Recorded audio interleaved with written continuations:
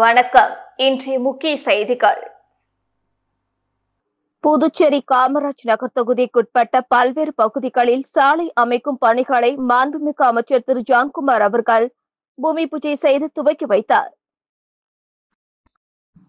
புதுச்சேரி காமராஜ் நகர் தொகுதிக்குட்பட்ட கிருஷ்ணா நகர் 12வது பி குறுக்கு தெரு, 12வது இ குறுக்கு தெரு மற்றும் 12வது ஜி குறுக்கு தெரு ஆகிய பகுதிகளில் புதிய சாலை அமைப்பதற்காக மாண்புமிகு அமைச்சர் திரு ஜான்குமார் அவர்களின் தொகுதி மேம்பாட்டு நிதியிலிருந்து சுமார் 17 லட்சம் ரூபாய் ஒதுக்கீடு செய்து அப்பணியினை துவங்குவதற்கான பூமி பூஜை இன்று காலை நடைபெற்றது.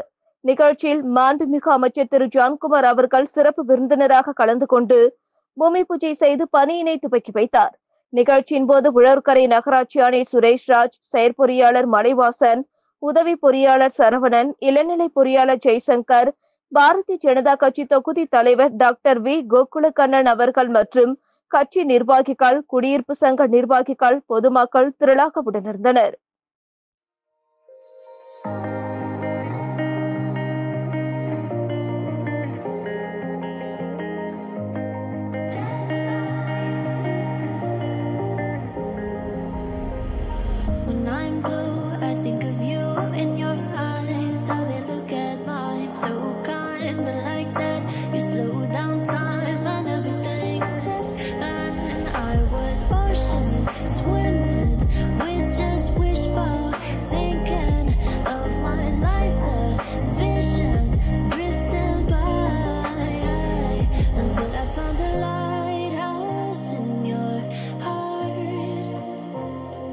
Shining like a beacon of bright stars.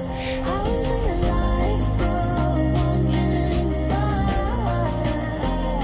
until I found the lighthouse in your heart, guiding me out the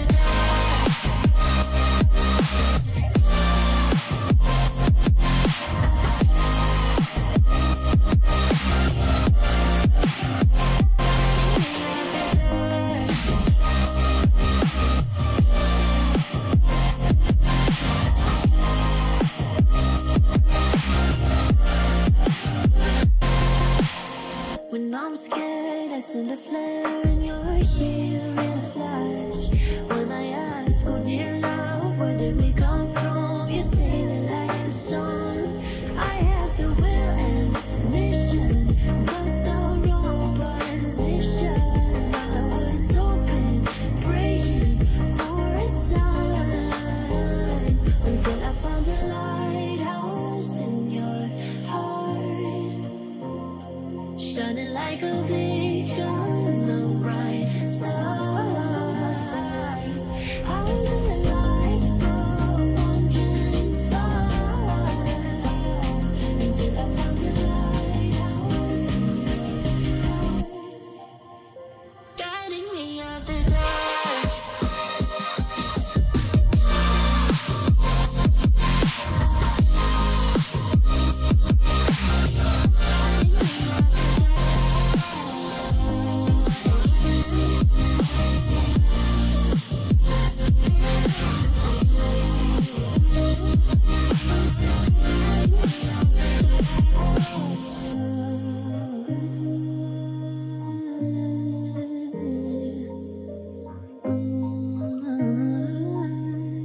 You guided me out the dark.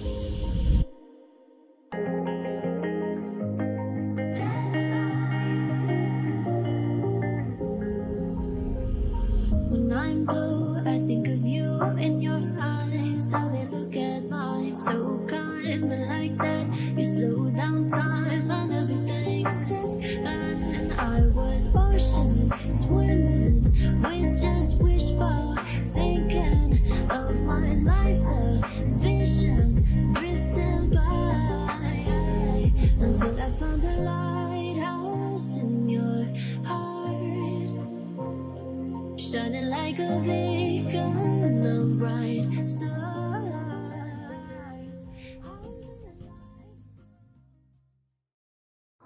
Puducherry அரசு மருத்துவமனையில் 33 ஆண்டு காலம் மருந்தாளராக பணிபுரிந்த அன்பு செல்வன் இன்றுடன் ஓய்வு பெற்றார். அவருக்கான பணிப்பிரிவு உபாச்சார விழா அரசு மருத்துவமனையில் நடைபெற்றது. இதில் ஏராளமான மருத்துவர்கள், செவிலியர்கள் மற்றும் ஊழியர்கள் கலந்து கொண்டு அவருக்கு வாழ்த்துக்களை தெரிவித்தனர். புதுச்சேரி அரசு ஊழியர் மத்திய கூட்டமைப்பு தலைவரும் புதுச்சேரி சுகாதார ஊழியர் மத்திய கூட்டமைப்பின் பொதுச் செயலாளருமான மருந்தாளர் அன்பு செல்வம் பணி இன்றுடன் நிறைவடைந்தது. அன்பு செல்வம் தனது பணிக்காலத்தில் சுகாதாரத்துறையில் 30 ஆண்டுகளுக்கு மேலாக தொழிற்சங்கவாதியாக செயின்ட் ட்ரேஸ் மடத்தின் வீதியில் இருக்கும் அத்திவரதர் கோவிலுக்கு நிர்வாக அதிகாரியாகவும் பல வெற்றிகளை பெற்று தந்த அருமை தலைவர். சுகாதாரத்துறையில் டாக்டர் மற்றும் செவிலியர் தொழில்நுட்ப வல்லுநர்கள், மருந்தாளுநர்கள், சுகாதார ஊழியர்கள் பல போராட்டங்கள் மூலமாக, அமைதியான பேசிய வார்த்தை மூலமாக பல வெற்றிகளை பெற்று தந்தவர். இப்படி பல்வேறு பொறுப்புகளை வகித்த அவர் இன்று பணி ஓய்வு பெற்றார்.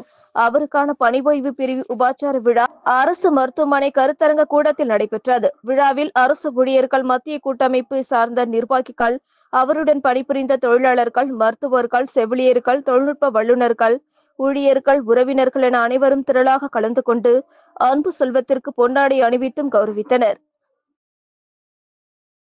புதுச்சேரியில் ஐபோன் ஆர்டர் செய்து மோசடி கும்பலிடம் ரூபாய் 1.45 லட்சத்தை புதுச்சேரி நபர் இழந்துள்ளார். குருசுக்குப்பத்தை சேர்ந்த நபரின் நண்பர் ஹிமான்ஷு ஜெனா என்பவர் அறிமுகமில்லாத ஒருவர் அதிக தள்ளுபடியில் ஆன்லைனில் பொருட்களை விற்பனை செய்து வருவதாக கூறியுள்ளார். இதையடுத்து அந்த மர்ம நபரிடம் ஆன்லைன் மூலம் முதலில் சிறிய பொருட்களை குறைந்த விலைக்கு ஆர்டர் செய்தார்.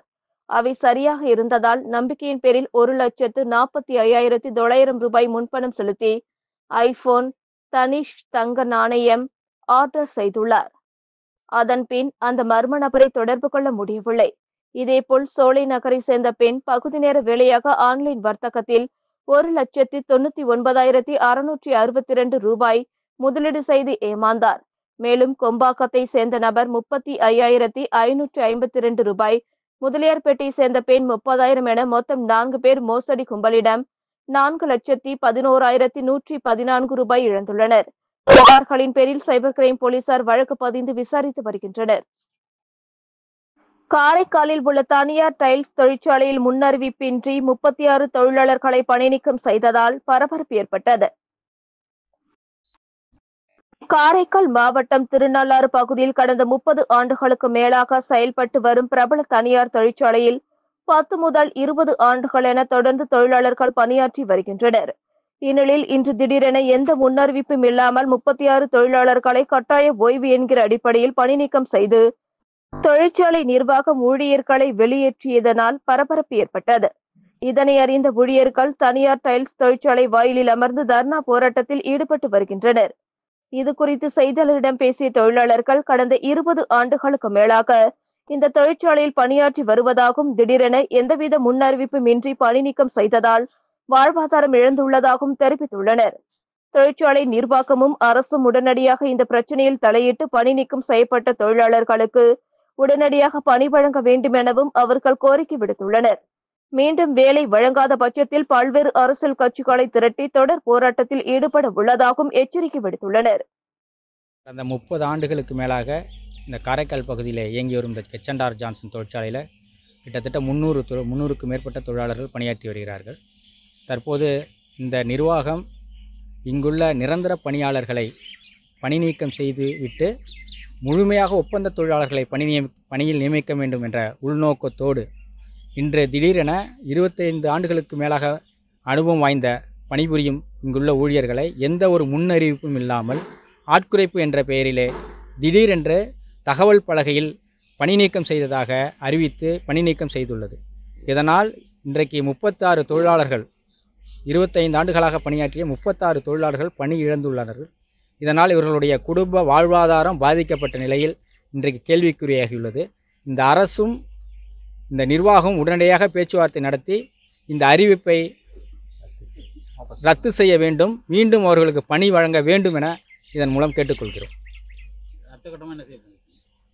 இந்நிர்வாகம் இதற்கு ஒப்புதல் வழங்காத பட்சத்தில் தொடரும், இவருடைய ஆணை தொடரும் பட்சத்தில் அடுத்த கட்டமாக இங்குள்ள மக்களையும் மற்றும் அனைத்து அரசியல் கட்சிகளும் ஒன்றிணைத்து மிகப்பெரிய போராட்டத்தில் எங்களுடைய INDC தொழிற்சங்கம் ஈடுபடும் என்பதை தெரிவித்துக் கொள்கிறோம்.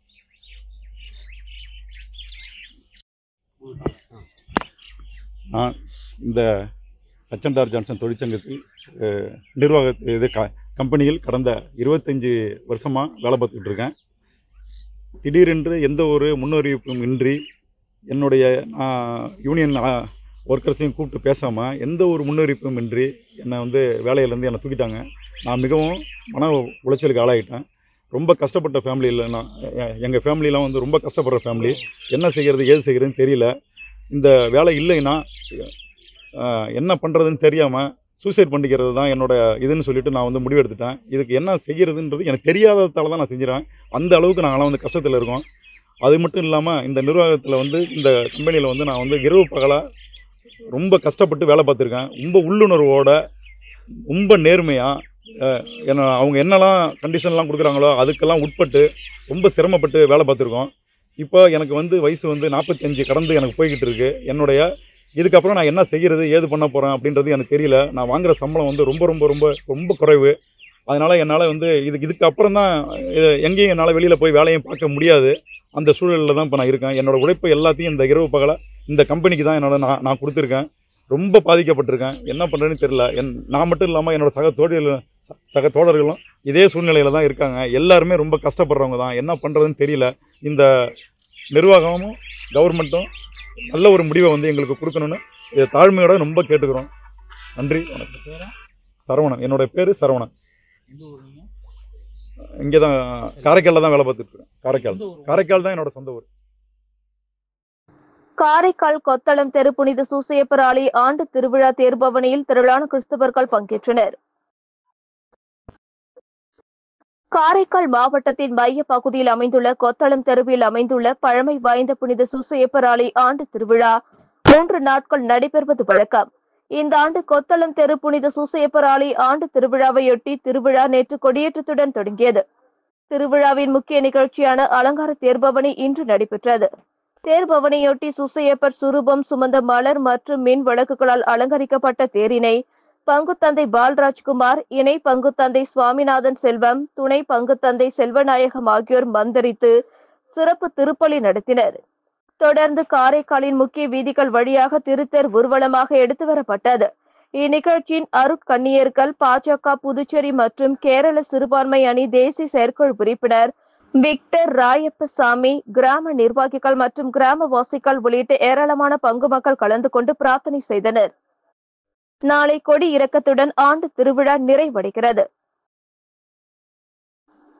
இணையவழி வேலை என கூறி 4,68,127 ரூபாய் மோசடி செய்த மும்பையை சேர்ந்த இருவரை புதுச்சேரி சைபர் கிரைம் போலீசார் கைது செய்தனர். புதுச்சேரி கிருமாம்பாக்கம் பகுதியை சேர்ந்தவர் மகேஷ் குமார். இவருக்கு ஒரு தனியார் நிறுவனத்தில் ஆன்லைன் மூலம் பகுதி நேர டைப்பிங் வேலை இருக்கிறது என மெசேஜ் வந்தது. அதனை நம்பிய மகேஷ்குமார் அந்த நிறுவனத்திற்கு ஆன்லைன் பகுதி நேர வேலை செய்ய ஒப்புக்கொண்டார். அந்த நிறுவனம் மகேஷ்குமாருக்கு 11 மாத கால வேலை செய்ய போலியான ஒப்பந்தம் மற்றும் வேலை செய்வதற்கான லிங்கை அனுப்பியது. மகேஷ்குமார் அந்த லிங்கின் மூலம் உள்நுழைந்து அவர்கள் கொடுத்த டாஸ்கை செய்து முடித்தார். அதன் பிறகு மகேஷ்குமாரை தொடர்பு கொண்ட அந்நிறுவனம் குறிப்பிட்ட காலத்தில் கொடுத்த வேலையை செய்து முடிக்காததால் உங்கள் மீது சட்டப்படி நடவடிக்கை எடுக்கப் போவதாக கூறி மிரட்டி 4,68,127 ரூபாயை அபகரித்தனர். இணையவழி மோசடி கும்பலால் தான் ஏமாற்றப்பட்டதை உணர்ந்த மகேஷ்குமார் புதுச்சேரி சைபர் கிரைம் போலீசில் புகார் அளித்தார். அதன் பேரில் போலீசார் வழக்கு பதிந்து விசாரித்தனர். அதில் மகேஷ்குமாரை மிரட்டி பணம் பறித்தது மும்பை செம்பூர் பகுதியை சேர்ந்த சிவப்பா, போபோடா ஆகியோர் என்பதும் கடந்த 5 நாட்களில் அவர்களது வங்கி கணக்கிற்கு 1,50,00,000 ரூபாய் பணம் பரிவர்த்தனை நடைபெற்றதும் மேலும் 20க்கும் மேற்பட்ட வங்கி கணக்குகளை உபயோகப்படுத்தி இருப்பதும் தெரிய வந்தது. இதையடுத்து சிவப்பா, போப்போடோ ஆகியோரை சைபர் கிரைம் போலீசார் கைது செய்து புதுச்சேரி தலைமை குற்றவியல் நீதிபதி சிவகுமார் முன்னிலையில் ஆஜர்படுத்தி சிறையில் அடைத்தனர். மேலும் நிறுவனத்தை நடத்தி வரும் 3 நபர்கள் துபாயில் பதுங்கியிருப்பதாக தகவல் கிடைத்துள்ள நிலையில் அவர்களை கைது செய்ய போலீசார் தீவிர நடவடிக்கை எடுத்து வருகின்றனர். புதுச்சேரி பாரதிய ஜனதா கட்சிக்கு புதிய அணி தலைவர்களை நியமித்து பாஜக தலைவர் VP ராமலிங்கம் இன்று அறிவிப்பு வெளியிட்டார். புதுச்சேரி பாரதிய ஜனதா கட்சிக்கு புதிய அணி தலைவர்கள் பட்டியலை பாஜக தேசிய தலைவர் JP நட்டா ஒப்புதலின் பேரில் புதுச்சேரி மாநில பாஜக தலைவர் VP ராமலிங்கம் இன்று பாஜக தலைமை அலுவலகத்தில் அறிவித்தார். அதன்படி மகளிர் மோர்ச்சா மாநில தலைவியாக தாமரை செல்வியும், யுவ மோர்ச்சா மாநில தலைவராக வருணும், கிசான் மோர்ச்சா மாநில தலைவராக பாரதி மோகனும், எஸ்சி மோர்ச்சா பிற்படுத்தப்பட்டோர் மாநில தலைவராக காத்தவராயனும், ஓபிசி மோர்ச்சா மாநில தலைவராக கோவேந்தனும், மைனாரிட்டி மோர்ச்சா மாநில தலைவராக சார்லஸும் நியமித்து அவர் இன்று அறிவித்தார். தொடர்ந்து புதிய நிர்வாகிகள் பாஜக தலைவர் VP ராமலிங்கத்திற்கு பொன்னாடை போற்றி வாழ்த்து தெரிவித்தனர். மேலும் பல்வேறு அணிகளுக்கு நிர்வாகிகள் விரைவில் நியமிக்கப்படுவார்கள் என மாநில தலைவர் ராமலிங்கம் தெரிவித்தார்.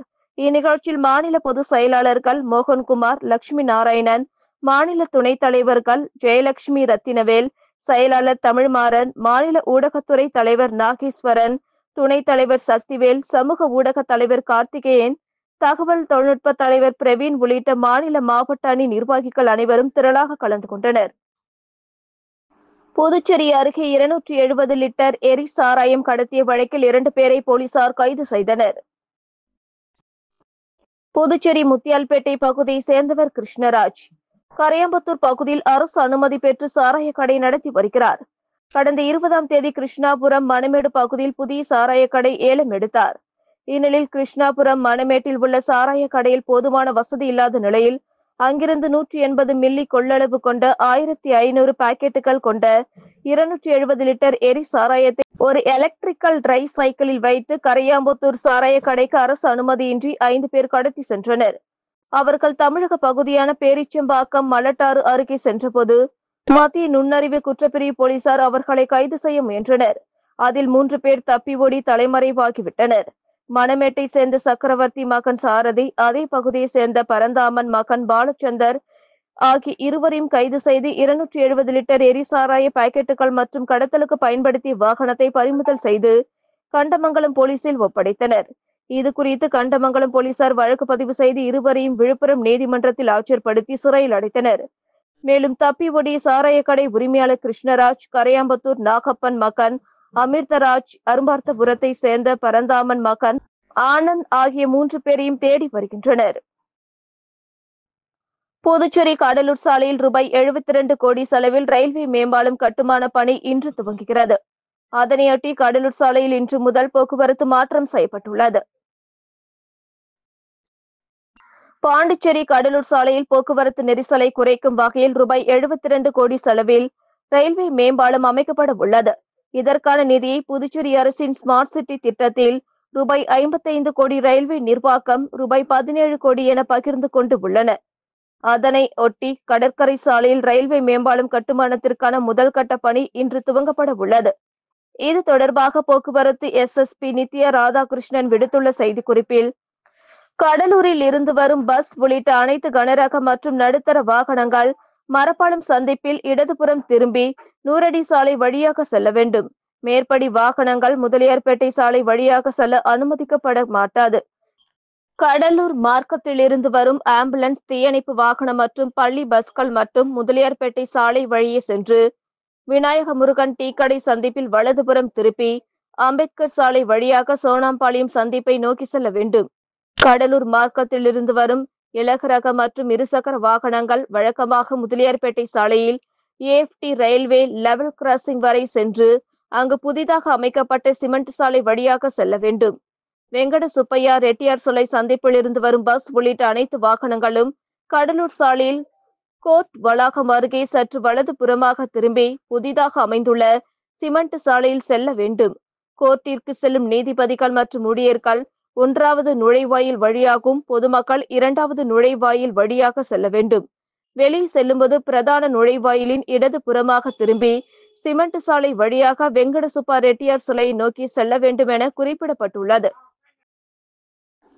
மணவெளி சட்டமன்ற தொகுதி பூரணாங்குப்பம் மற்றும் இடையார்பாளையம் கிராமத்தில் ரூபாய் 5.40 லட்சம் மதிப்பில் சிமெண்ட் சாலை மற்றும் குடிநீர் அமைக்கும் பணிகளை தொகுதி சட்டமன்ற உறுப்பினரும் மற்றும் சட்டப்பேரவை தலைவருமான செல்வம் இன்று பூமி பூஜை செய்து தொடங்கி வைத்தார்.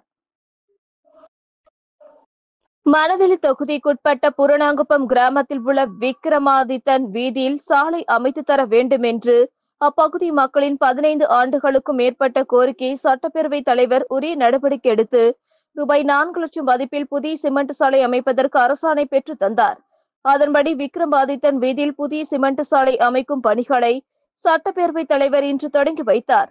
தொடர்ந்து இடையார்பாளையம் கிராமத்தில் உள்ள மல்லிகாம்பாள் நகரில் ரூபாய் 1.40 லட்சம் மதிப்பில் புதிய குடிநீர் குழாய் அமைக்கும் பணியினை மாண்புமிகு சட்டப்பேரவைத் தலைவர் இன்று பூமி பூஜை செய்து தொடங்கி வைத்தார்.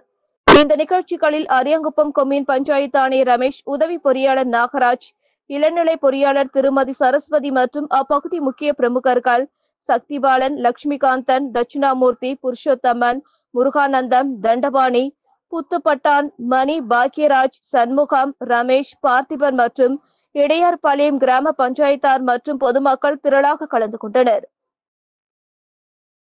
புதுச்சேரியில் புதிய ரேஷன் கார்டு வழங்க லஞ்சம் வாங்கிய குடிமைப்பொருள் வழங்கல் துறை அதிகாரி, உதவியாளர் ஆகியோரை லஞ்ச ஒழிப்புத்துறை போலீசார் கையும் களவுமாக கைது செய்தனர்.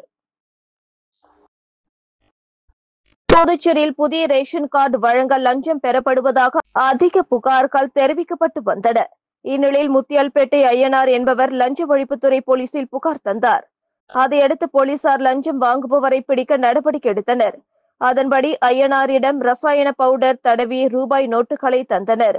அதையடுத்து புதிய கார்டுக்காக லஞ்சம் கேட்ட குடிமைப்பொருள் வழங்கல் துறை அதிகாரியை தொடர்பு கொண்டு ஐயனார் பேசியுள்ளார். அலுவலகத்துக்கு வர வேண்டாம், தட்டாஞ்சாவடி பகுதிக்கு அவரை வர தெரிவித்துள்ளனர். இதையடுத்து புதிய ரேஷன் கார்டு தர ரூபாய் 5000 ஜிபே மூலம் தந்துள்ளார். மேலும் ரூபாய் 5000 ரொக்க பணத்தை தந்துள்ளார். அதை வாங்கி ஏரிய ஆய்வாளர் சர்க்குணம், உதவியாளர் பாலகுமாரன் ஆகியோரை புதுச்சேரி லஞ்ச ஒழிப்பு பிரிவு ஆய்வாளர் வெங்கடாச்சலபதி தலைமையிலான போலீசார் கைது செய்தனர். புதுச்சேரியில் இருசக்கர வாகன திருட்டில் ஈடுபட்ட நபரை கைது செய்த போலீசார் அவரிடமிருந்து ரூபாய் 55,000 மதிப்பிலான 3 இருசக்கர வாகனங்களை பறிமுதல் செய்தனர். புதுச்சேரி வேல்ராம்பட் ஏரிக்கரை அருகே முதலியார்பேட்டை போலீசார் நேற்றிரவு ரோந்து பணியில் ஈடுபட்டிருந்தனர். அப்பொழுது அவ்வழி இருசக்கர வாகனத்தில் வந்த நபரை மடக்கி விசாரித்ததில் அவர் முன்னுக்கு பின்னாக பதிலளித்ததால் சந்தேகமடைந்த போலீசார் அவரை காவல் நிலையம் அழைத்து சென்று விசாரணை மேற்கொண்டனர்.